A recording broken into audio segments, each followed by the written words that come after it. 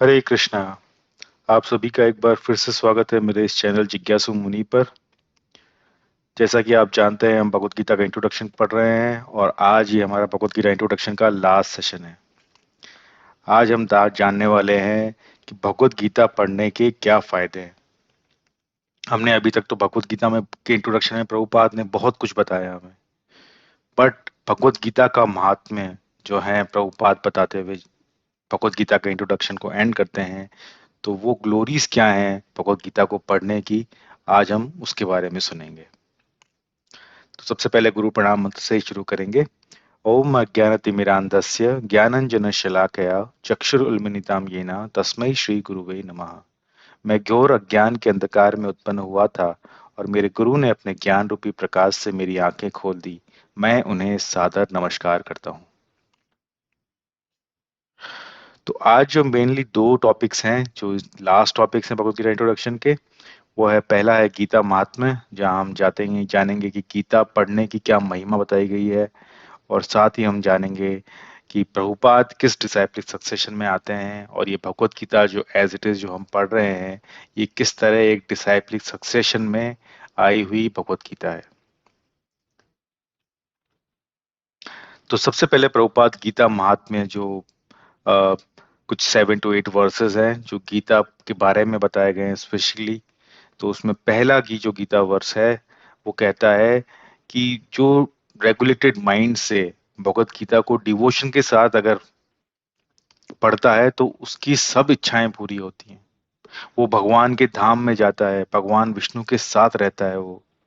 और इस दुनिया की जो भी ये मंडेन क्वालिटीज हैं, स्पेशली फियर और लेमेंटेशन, डर और किसी चीज को पाने का पछतावा, किसी चीज को खोने का पछतावा और किसी चीज को ना मिल पाने का पछतावा, ये लेमेंटेशन हमें हमेशा होता है। कोई जो चीज हमें मिलती नहीं है हमें उसका दुख होता है, और जो मिल जाती है तो उसे खोने का डर लगा रहता है। तो ये फियर और लेमेंटेशन से मुक्ति अगर हमें चाहिए तो हमें भगवत गीता पढ़नी चाहिए। आप में से कौन है जो हम में से कौन है जो फियर से फ्री नहीं होना चाहता? भय से मुक्त कौन नहीं होना चाहता है? कौन नहीं चाहता कि इस लेमेंटेशन का अंत हो? तो अगर आप चाहते हैं तो हमें भगवत गीता पूरे डिवोशन के साथ पढ़नी चाहिए। इसमें डिवोशन बहुत जरूरी है। क्यों? क्योंकि प्रभुपाद पहले ही हमें इंट्रोडक्शन उतार रखे हैं कि भगवान श्री कृष्ण को हमें एटलीस्ट थ्योरेटिकली तो मानना पड़ेगा कि वो सुप्रीम पर्सनैलिटी ऑफ गॉडेड है। और सुप्रीम पर्सनैलिटी ऑफ गॉडेड, परम भगवान हमसे अगर कुछ बता रहे हैं, और अगर वो बताते वक्त, वो सुनते वक्त अगर आप में श्रद्धा का भाव नहीं है, तो फिर आप ये ज्ञान को समझ नहीं सकेंगे, क्योंकि ये गीता का ज्ञान जो है बहुत गुह्यतम है। तो अकेला एक स्क्रिप्चर, हालांकि वैदिक स्क्रिप्चर्स तो पढ़े पढ़े हैं, और मनुष्य जीवन में आप चाहें भी तो सभी स्क्रिप्चर्स को नहीं पढ़ सकते, क्योंकि अब कलयुग में वो आम आदमी में उतनी बुद्धिमत्ता ही नहीं रही कि सारे वैदिक लिटरेचर्स वो अपने जीवन में पढ़ सके। पहले के जमाने में फिर भी पढ़ा करते थे, लेकिन अब आज के समय में तो एक भगवत गीता को ही आप डिवोशन के साथ पढ़ लीजिए, तो आपको सभी कुछ मिल जाएगा। ये अकेला आपको भगवान के धाम तक ले जाने की क्षमता रखता है। तो आपको और क्या चाहिए? गीता महात्म्य का दूसरा वर्ष कहता है कि अगर आप गीता को पूरी सिंसेरली और सीरियसनेस के साथ पढ़ते हैं, तो भगवान की कृपा से आपके जो भी पुराने कर्म का जो आपको फल मिलने वाला है, वो फल आपको नहीं मिलता। आपने देखा होगा कि अगर बीज होते हैं, आपने पुराने जमाने में देखा होगा, आजकल तो देखना मुश्किल है, कि माएँ जो थी वो दालों को या चावल को वो फ्राई कर लिया करती थी। फ्राई मतलब उसको थोड़ा सा गर्मी में सेक लिया करती थी। क्यों? तो उसके बाद वो कहते थे कि अब वो बीज जो हैं वो अंकुरित नहीं होते। तो इसी तरह गीता सिंसियरली अगर आप सीरियसनेस के साथ पढ़े हैं, तो ये जो ज्ञान की गीता, ज्ञान की जो अग्नि है, ये आपके जो पिछले जन्म के कर्म हैं, जो अब पेड़ बनने वाले जो बीज है, पिछले जन्मों के जो बीज हैं, वो अब जो पेड़ बन के आपको दुख देने वाले हैं, तो ये बीज अंकुरित ही नहीं होंगे। तो इससे अच्छा क्या हो सकता है? हम सभी जानते हैं कि हमारी लाइफ में जो सुख है वो हमारे पुण्य कर्मों की वजह से है, और जो दुख है वो हमारे पाप कर्मों की वजह से है। तो अगर आप अपनी पिछली पाप कर्मों को आने से रोक सकते हैं, उनको फलीभूत होने से रोक सकते हैं, तो इससे अच्छा और क्या हो सकता है तरीका? तो यहाँ से इस दूसरे वर्ड से हम समझ सकते हैं कि आप आने वाले समय में अपने पाप कर्मों के इफेक्ट्स को कम कर सकते हो, उन्हें नलिफाई कर सकते हो, अपने पाप बीज जो है उसको फलित होने से रोक सकते हो। क्या करके? सिर्फ भगवत गीता को सिंसियरली और सीरियसनेस के साथ पढ़ के। और मैं आप सभी को कॉन्ग्रेचुलेट करूंगा, क्योंकि आप सभी मेरे साथ, मैं और आप सभी यही कोशिश कर रहे हैं कि हम भगवत गीता को पूरा सिंसियरली और सीरियसली पढ़ें। गीता महात्म्य का तीसरा वर्ष है, वो कहता है कि हम डेली स्नान करते हैं। क्यों? क्योंकि हम शुद्धता चाहते हैं। डेली हमें लगता है कि हम अशुद्ध हो गया है हमारा शरीर, तो हम स्नान करके शुद्ध लेते हैं। लेकिन गीता महात्म्य में कह रहे हैं कि भगवत गीता का जो ज्ञान है वो एक गंगा वाटर की तरह माना गया है। वो गंगा स्नान के समान माना गया है। और अगर आप उसमें एक बार स्नान ले लेते हैं इस गीता के ज्ञान के अंदर, तो ये मटेरियल लाइफ के जो जितने भी मुश्किलें हैं, जो डर्ट है, ये हमेशा के लिए आपको आपके ऊपर से हट जाएगी। उसके बाद आपके लिए स्पिरिचुअल चीजों को, स्पिरिचुअल सब्जेक्ट मैटर को समझना बहुत आसान हो जाता है, वो भी सिर्फ एक बार। देखिए कितना इसका महत्व है। तो आप देखिए कितनी इंपॉर्टेंस भगवत गीता की बताई गई है। इतनी इंपॉर्टेंस के बाद भी अगर आप और हम इसे नहीं पढ़ते हैं सीरियसनेस के साथ, तो हम डेफिनेटली अपनी ह्यूमन लाइफ के साथ सही नहीं कर रहे हैं। हम वो दिव्य ज्ञान लेने से महरूम रह जाएंगे। गीता महात्म्य का चौथा वर्ष कहता है कि भगवत गीता जो है वो खुद भगवान के द्वारा बोली गई है। इसीलिए आप बाकी जितने भी वैदिक लिटरेचर है उनको पढ़ें चाहे नहीं पढ़ें, अगर सिर्फ इस एक भगवत गीता को आप अटेंटिवली और रेगुलरली हियर करते हैं, रीड करते हैं, तो ये आपको सारा वैदिक नॉलेज का जो एसेंस है वो आपको प्रोवाइड कर सकती है। क्यों? क्योंकि भगवत गीता खुद परम भगवान के द्वारा बोली गई है। हालांकि सारा वैदिक नॉलेज जो है वो भगवान के द्वारा ही बोला गया है, बट कृष्णस्तु भगवान स्वयं, भगवान स्वयं आके जब उस सारे नॉलेज को, एसेंस जब उसका बताने की कोशिश करते हैं भगवत गीता के माध्यम से, तो अगर वो एक एसेंस अगर आप समझ लेते हैं और अपनी लाइफ में उसको इम्प्लीमेंट कर लेते हैं, तो इससे अच्छा और कुछ भी नहीं हो सकता। तो ये वर्स क्लियरली हमें कहता है कि हमें भगवत गीता को बहुत अटेंटिवली और रेगुलरली हियर करना चाहिए, रीड करना चाहिए। हियर किससे करना चाहिए? किसी वैष्णव गण से, भगवान के शुद्ध भक्तों से ही भगवत गीता सुननी चाहिए।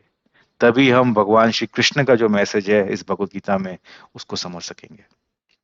भगवत गीता महात्मा का पांचवा वर्ष कह रहा है, जिस तरह आप गंगा नदी का पानी पीते हैं, इसी तरह अगर आप भगवत गीता का नॉलेज ले लेते हैं, जो भगवान विष्णु के माउथ से निकली गई है।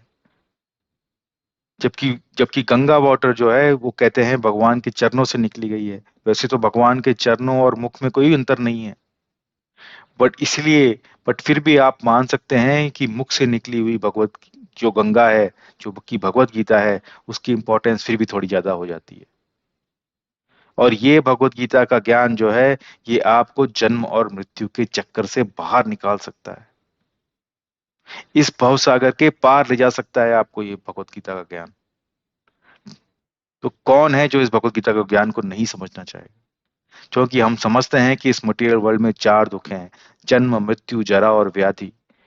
14 के 14 प्लानिटरी सिस्टम में आप ऊपर और नीचे कहीं भी चले जाएं, कहीं पे भी हमें ये साइकिल ऑफ बर्थ और डेथ से की इससे हमारा इससे मुक्ति नहीं हो रही है। लेकिन भगवत गीता का ज्ञान ही वो ज्ञान है जो हमें इस जीवन और मृत्यु के इस संसार चक्र से बाहर निकाल सकता है और भव सागर के पार ले जा सकता है। और एक बार हम उस भव सागर के पार चले गए तो हमें दोबारा इस मटेरियल वर्ल्ड में आना नहीं पड़ेगा।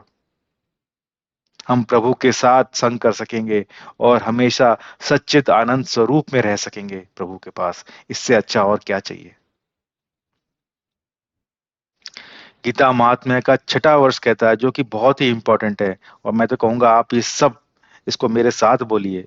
सर्वोपनिषदो गाओ दुग्धा गोपाल नंदना, पार्थो वत्स सुधी भोक्ता, दुग्धम गीतामृतम महत।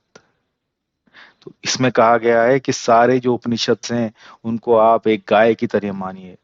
तो उस गाय को जो दोहने वाले जो ग्वाला हैं वो खुद भगवान श्री कृष्ण हैं, जो नंद महाराज के पुत्र हैं। और अर्जुन जो हैं वो गाय का वो बच्चा है जो इस भरी उपनिषद स्वरूप गाय का नेक्टेरियन जो भगवत गीता का ज्ञान है वो उसको पी रहा है। और सबसे ज्यादा सौभाग्यवान वो लोग हैं, बुद्धिमान लोग वो हैं जो इस भगवत गीता के ज्ञान के रूपी दूध को पी रहे हैं और उसको एंजॉय कर रहे हैं। सी, कितनी अच्छी बात है ये, कितना अच्छा आपको पिक्चरल रिप्रेजेंटेशन किया गया है। एक बार फिर से कहिए ये वर्ष तो हमें मैं कहता हूँ आपके हृदय में बैठ जाना चाहिए, तो आप भी भगवत गीता का महत्व हमेशा आपके साथ जिंदगी में बना रहेगा। सर्वोपनिषदो गाओ दुग्धा गोपाल नंदना पार्थो वत्स सुधी भोक्ता दुग्धम गीतामृतम महत। तो आइए हम सभी भगवत गीता को पढ़ते हैं और भगवान कृष्ण ने जो ये दिव्य ज्ञान सभी उपनिषदों का जिस निचोड़ निकाला है जिस दूध में, हम उस दूध को पीते हैं और अपना जीवन सार्थक करते हैं। अंत में गीता महात्म्य के 7वें वर्ष में कहा गया है कि बहुत सारे होली स्क्रिप्चर्स हो सकते हैं, बट आज के समय में कलयुग में मनुष्य की बुद्धि उतनी नहीं रह गई है कि वो सारे स्क्रिप्चर्स को समझ सके, उन्हें देख सके, उनको पढ़ भी सके। इसलिए सिर्फ एक होली स्क्रिप्चर भगवत गीता ही सफिशिएंट है, जो भगवान कृष्ण के द्वारा बोली गई है। हम सभी को बहुत सारे देवताओं की भगवान अलग अलग भगवानों की जरूरत नहीं है, सिर्फ एक भगवान भगवान श्री कृष्ण बहुत है। बहुत सारे मंत्रों की जरूरत नहीं है हमें, एक ही मंत्र की जरूरत है हमें, वो है भगवान कृष्ण का नाम। हरे कृष्णा कृष्णा कृष्णा हरे हरे, हरे राम राम राम हरे हरे। बहुत सारी ड्यूटीज हमें नहीं चाहिए, सिर्फ एक ही ड्यूटी, भगवान की प्रेममयी भक्तिपूर्वक सेवा करना। बस यही एक ड्यूटी चाहिए हमें। और भगवान कृष्ण तो खुद कहते हैं भगवत गीता के अंत में, सर्वधर्मान परित्यज्य माम एकम शरणम भज अहम त्वाम सर्व पापेभ्यो मोक्षयिष्यामि मा शुच। तो भगवान कह रहे हैं बस मेरी शरण ले लो, मैं तुम्हें सभी पापों से मुक्त कर दूंगा। आप देखते हैं कि जब छोटा बच्चा बाहर खेल कर आता है, कीचड़ से पूरा सन जाता है, तो माँ क्या करती है, सिर्फ वो माँ की गोद में आ जाता है, माँ की शरण में आ जाता है, और उसके बाद माँ उसे पूरा नला धुला के तैयार करके एकदम राजकुमार जैसा कर देती है। इसी तरह हम भी जन्मों जन्मों से बहुत सारे पापों से हम बहुत ही घृणित अवस्था में हो चुके हैं। लेकिन एक बार अगर हमने भगवान की शरण ले ली, तो भगवान कह रहे हैं मैं तुम्हें उन सारे पापों से मुक्त कर दूंगा और पुनः तुम्हें अपना सच्चिदानंद स्वरूप प्रदान कर दूंगा। तो ये गीता महात्म्य के 7 वर्ष हैं। अगर कभी भी आपको भगवत गीता पढ़ने का समय नहीं मिल रहा हो, तो मैं आप सभी से निवेदन करूंगा कि ये गीता महात्म्य के 7 वर्सेस को गौर से पढ़िएगा। और मुझे पूरा यकीन है, सिर्फ इन 7 वर्सेस को सुनने के बाद आप में इतनी एनर्जी तो आ ही जाएगी कि आपका मन दोबारा करने लगेगा कि चलो फिर से भगवत गीता पढ़ने की कोशिश तो करी जाए। गीता महात्म्य खत्म करने के बाद अब प्रभुपाद जो है वो डिसाइप्लिक सक्सेशन बता रहे हैं अपना खुद का। जैसे प्रभुपाद ने पहले ही कहा था कि गीता का ज्ञान हमें हमेशा एक डिसाइप्लिक सक्सेशन में लेना चाहिए जो सुप्रीम पर्सनैलिटी ऑफ गॉड से शुरू हुआ हो। तो यहाँ प्रभुपाद बता रहे हैं कि ये जो भगवत गीता जिसको वो ट्रांसलेट कर रहे हैं, जिसके वो प्रपोर्ट्स दे रहे हैं, वो उनके मन से बनाई हुई नहीं है। वो एक डिसाइप्लिक सक्सेशन में जो उनको नॉलेज प्राप्त हुई है, वो सिर्फ उसे ही दे रहे हैं। इसलिए उन्होंने बुक का टाइटल भी लिखा है Bhagavad Gita as it is. उसमें अडल्ट्रेशन नहीं किया गया है। उसमें जो राइटर है वो अपने व्यूज प्रेजेंट नहीं कर रहा है, वो परंपरा के व्यू प्रेजेंट कर रहा है जो परंपरागत चले आ रहे हैं। और भगवत गीता के ये इंट्रोडक्शन के लास्ट में पूरी पूरी परंपरा दी गई है जो भगवान कृष्ण ब्रह्मा नारद व्यास से शुरू होती हुई जगन्नाथ दास बाबा जी, भक्ति विनोद ठाकुर, गौर किशोर दास बाबा जी, भक्ति सिद्धांत सरस्वती ठाकुर और अंत में भक्ति वेदांता स्वामी श्रील प्रभुपाद के साथ अंत होती है। तो प्रभुपाद जो है इस परंपरा के 32वें आचार्य हैं। इसलिए जब Bhagavad Gita as it is आप पढ़ते हैं तो आपको समझना चाहिए आप एक परंपरा के साथ जुड़ रहे हैं। अगर एक मंडेन सा एग्जांपल लीजिए, अगर घर में आपको एक बल्ब जलाना है तो आपको एक पावर हाउस के साथ अपने घर को कनेक्ट करना पड़ेगा, उस पावर हाउस से ही वो बिजली आ सकती है। तो ये परंपरा जो है ये एक पावर हाउस की तरह है। इसलिए जब अपने आप को आप परंपरा के साथ जोड़ेंगे तो वो दिव्य ज्ञान आपको प्रकाशित कर देगा। जैसे इलेक्ट्रिसिटी एक बल्ब को ग्लो कर देती है, उसी तरह वो आपको भी ये दिव्य ज्ञान प्रकाशित कर देगा। और ये परंपरा आप देखिए कितनी महान परंपरा है। आप देखिए कृष्णा से ये शुरू हो रही है। ब्रह्मा जो जगत के सृजनकर्ता माने गए हैं, ब्रह्मा सेकंड नंबर पे आ रहे हैं इसमें। नारद जी हैं, नारद जी के टच में तो जो भी आता है उन्होंने हर किसी को डिवोटी बना दिया है। इतनी उनकी मतलब वैष्णवगण है, वो वैष्णव में सर्वश्रेष्ठ है कि ये जिनके भी पास वो प्रीच करते हैं उनको भक्त बना देते हैं। व्यासदेव और कोई नहीं, भगवान कृष्ण के ही अवतार हैं। माधवेंद्रपुरी, मध्वाचार्य माधवेंद्रपुरी आप देखिए, माधवेंद्रपुरी के लिए तो कहते हैं गोपीनाथ जी ने खीर चुराई उनके लिए कि माधवेंद्रपुरी भूखे नहीं रह जाए। भगवान कृष्ण खुद उनके लिए दूध लेकर जाया करते थे। माधवेंद्रपुरी की जी की तो इतनी महिमा है। आप देखिए इन हर एक नाम को आप अगर आप उनके बारे में थोड़ा थोड़ा सुनेंगे, मैं तो कहता हूँ सिर्फ इन और कुछ नहीं सुने, सिर्फ इनका नाम उच्चारण ही हमें शुद्ध कर सकता है। माधवेंद्रपुरी ईश्वरपुरी जी के गुरु थे और ईश्वरपुरी चैतन्य महाप्रभु के गुरु हैं। तो आप देखिए चैतन्य महाप्रभु भी और कोई नहीं, कृष्णा के ही अवतार है। तो आप देखिए इस परंपरा में कृष्णा खुद आए हैं, व्यासदेव के रूप में वो आए हैं, फिर चैतन्य महाप्रभु के रूप में भी वही हैं। तो एक ही परंपरा में आप देख रहे हैं 3 बार कृष्णा जी आ गए हैं। उसके बाद आप 6 गोस्वामी आ रहे हैं, रूप गोस्वामी, रघुनाथ दास गोस्वामी आ रहे हैं इसके अंदर। फिर आप देखिए नरोत्तम दास ठाकुर, प्रभुपाद कहते हैं नरोत्तम दास ठाकुर के जो भजन है वो सारा वैदिक लिटरेचर का कंक्लूजन है।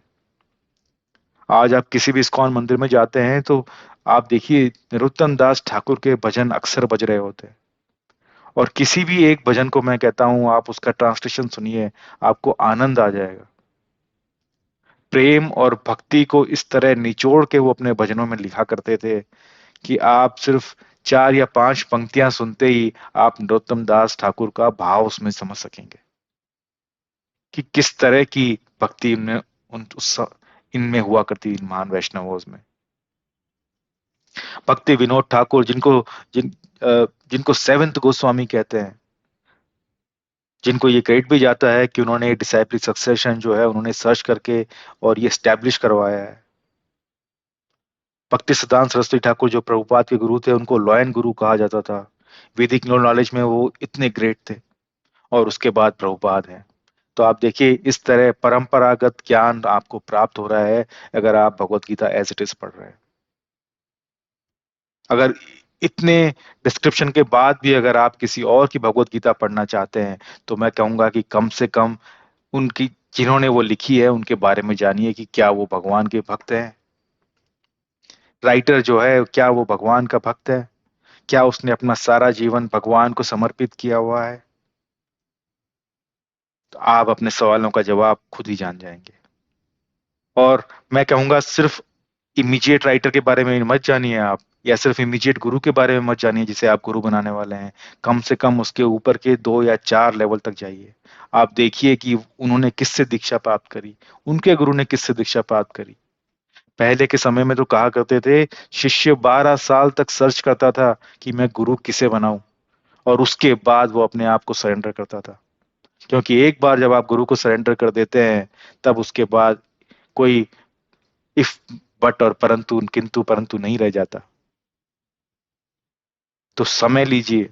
और अगर आप प्रभुपाद को नहीं पढ़ना चाहते तो आप जिसको भी पढ़ना चाहते हैं कम से कम उनके 5 लेवल ऊपर तक जो गुरु हैं उनके बारे में वो क्या ज्ञान देना चाहते थे वो पढ़ने की, समझने की कोशिश करिए किसी को भी अपना गुरु बनाने से पहले। सिक्स गोस्वामी, हम प्रभुपाद कहते हैं इस्कॉन का जो सारा मूवमेंट्स है इसकी सारी प्लानिंग जो है वो सिक्स गोस्वामीज ने करी है, और प्रभुपाद सिर्फ उसको एक्सटेंड ही कर रहे हैं। तो हम किसकी फिलोसॉफी पढ़ रहे हैं ये जानना हमें जरूरी है। तो प्रभुपाद के केस में हम क्लियरली देखते हैं कि सिक्स गोस्वामीज की जो टीचिंग्स है वही प्रभुपाद हमें एस्टेब्लिश करवा रहे हैं, और वही भक्त से हम भगवत गीता का ज्ञान ले रहे हैं। उसके बाद आप ये देखिए कि जिसको भी आप गुरु बना रहे हैं, क्या वो आपको जो भी नॉलेज दे रहा है वो किस वैदिक शास्त्र के अकॉर्डिंग दे रहा है। क्या वो अपने सिर्फ पर्सनल एक्सपीरियंस शेयर कर रहा है, या वो वैदिक अथॉरिटी के हिसाब से बात बोल रहा है। आप प्रभुपाद की कभी भी कोई लेक्चर सुनिए, वो हमेशा भगवत गीता और भागवतम के रेफरेंसेस देते हैं अपनी कोई भी बात को बताने के लिए।